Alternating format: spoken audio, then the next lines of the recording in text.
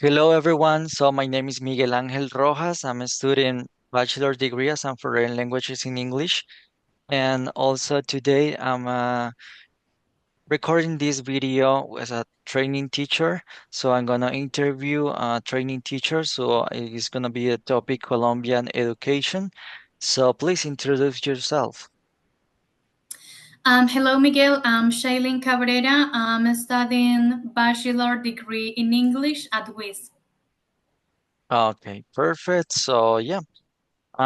Today I'm gonna ask you a couple of questions regarding with the topic that is gonna be today. So the first question, how do bilingualism policies in Colombia respond favorably to the different sociocultural and economic situation of the country's most neglected regions?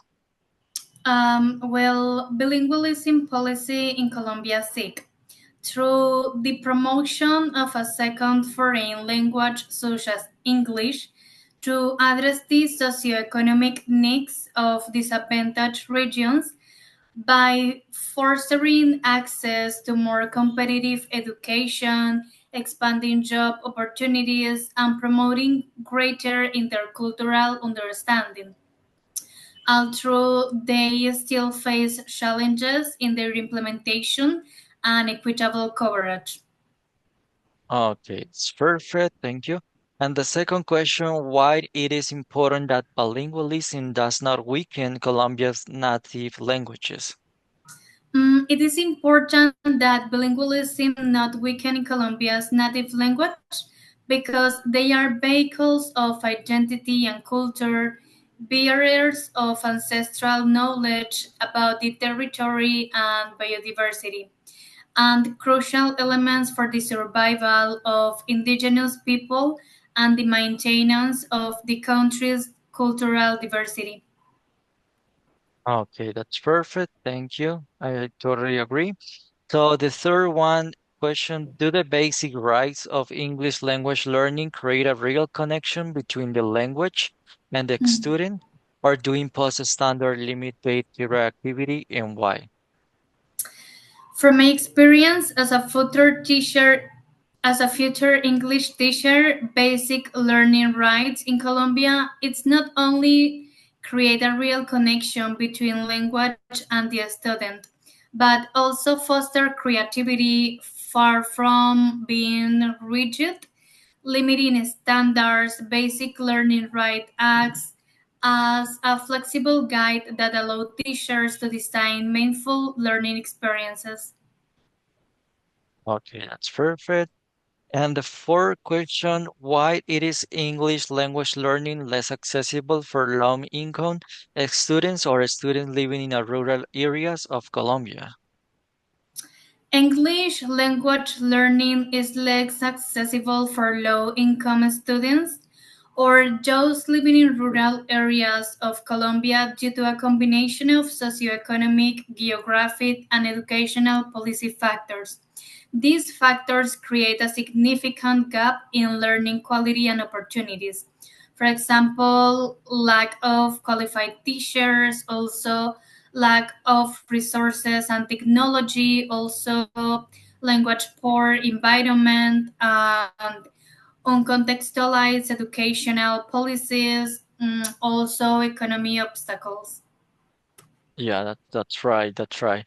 And the number five, does the proposed curriculum for teaching English in secondary school facilitate the learning of communication skills, or is it is only focused on meeting basic international standards and why?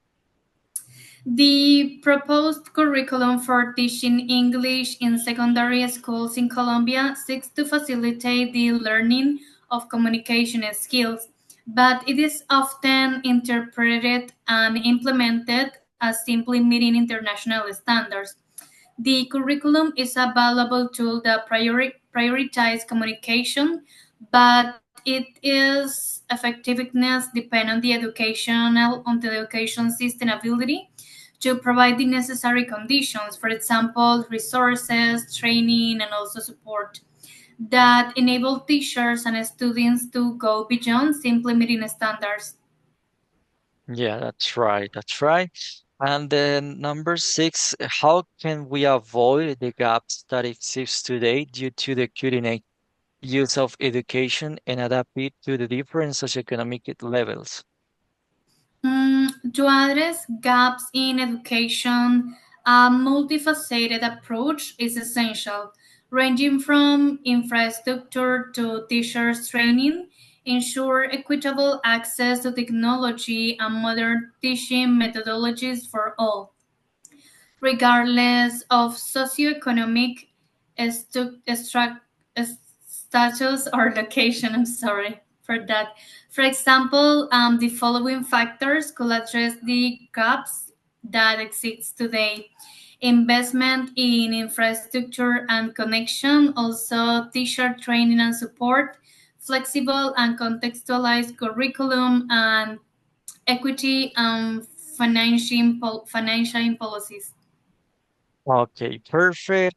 And the number seven, why it is important to implement inclusive strategies in the classroom to ensure inclusive language education, or are they simply a requirement?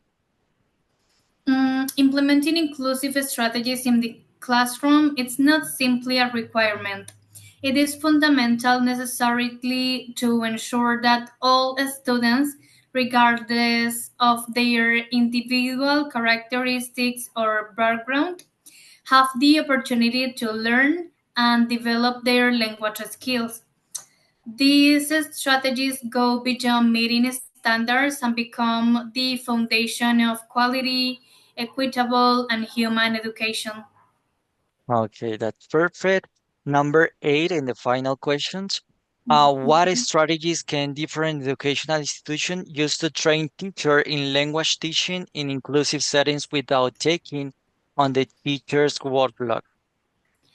Educational institutions can train teachers to teach language in inclusive settings through strategies that minimize individual teachers' workload and encourage collaboration. This is a shift by shifting from a formal individual training model to one that promotes peer learning and the integration of inclusion into daily practice.